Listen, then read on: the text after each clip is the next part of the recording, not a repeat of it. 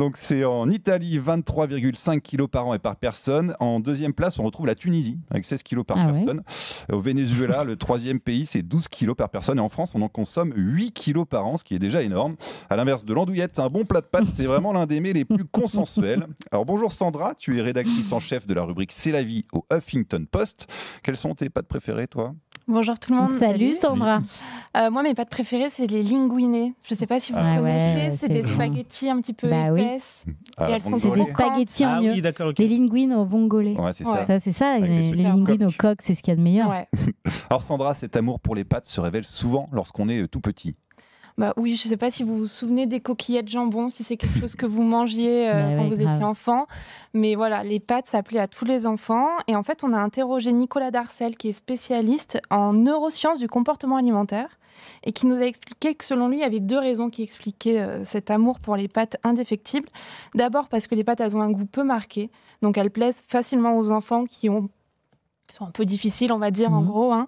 Ça passe mieux que les épinards. Voilà. Mais est-ce qu'ils ne sont pas difficiles aussi parce qu'on leur fait manger que des pâtes par facilité ? C'est ça la question. Mais les pâtes, on peut mettre un peu d'épinards avec et du coup faire passer la pilule. Ouais, c'est vrai. Comme ça, et aussi parce que l'organisme les reconnaît comme une bonne source d'énergie. Elles sont composées de glucides complexes et donc elles sont plutôt bien tolérées. Donc on a tendance plutôt à aller vers... Mais elles font de plus en plus débat quand même avec le gluten. C'est de plus en plus controversé quand même. Et en plus, il y a des pâtes à base de riz, par exemple, dans la cuisine asiatique. C'est pas très bon quand même. C'est pas très bon. Je l'ai mangé tout à l'heure, c'est pour ça que ça me parle. C'est super bon les boboons. Non, c'est vrai, super bon. En plus, les pâtes de riz, c'est délicieux. Les pâtes de riz, c'est bon, mais c'est quand même moins bon que des pâtes de... C'est un peu plus insipide. Ah ouais, non, moi j'aime moins quand même. Insipide. Oh, t'as vu, j'ai casé insipide. Ouais. Bon, en tout cas, notre corps le reconnaît comme quelque chose de positif, quoi. Ouais, notre cerveau aime bien ça. Et alors, autre explication à cette relation passionnelle, fusionnelle, les pâtes sont plutôt faciles à cuisiner. En plus. Alors, est-ce que quelqu'un a déjà raté des pâtes autour de la table ? Ouais. Moi, j'en connais. Il se dénonce. Mais moi, je connais des gens qui ont déjà raté des pâtes. Je les oublie. Bah, moi, ça m'est déjà arrivé de les oublier. 20 minutes de cuisson pour les pâtes, c'est quand même beaucoup trop. C'est déjà arrivé à tout le monde d'oublier des pâtes. Oublier des pâtes, ok. Moi, j'ai déjà vu des vidéos où des gens avaient oublié de mettre de l'eau. Donc là, ça marche pas.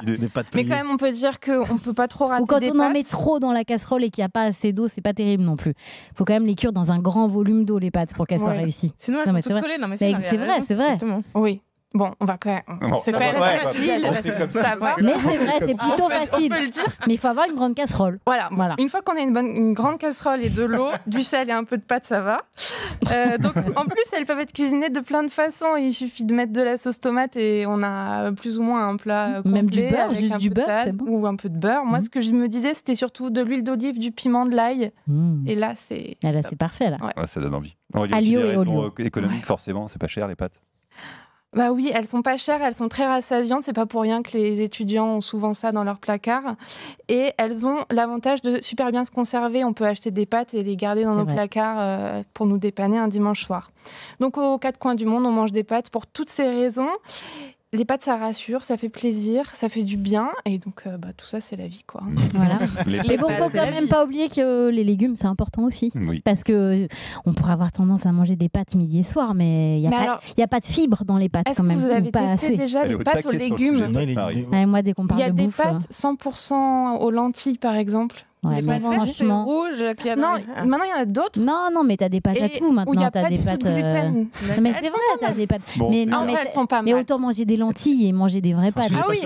Mais bon, autant manger des vraies lentilles. Non, franchement. Du coup, il y a les des pâtes aux lentilles corail, c'est quand même psychologiquement ont besoin d'avoir les pâtes. Non, mais t'es forcément déçu quand t'as envie de manger des pâtes et que tu manges des pâtes aux lentilles. T'es forcément déçu. La prochaine fois, on se fait une assiette. Moi, je suis sûre que je peux vous convaincre. Non, je te jure, j'ai tout essayé. Non, vraiment. Bon, merci beaucoup en tout cas, Sandra, pour toutes ces infos sur les pâtes. Reste avec nous, j'ai un petit jeu à te proposer.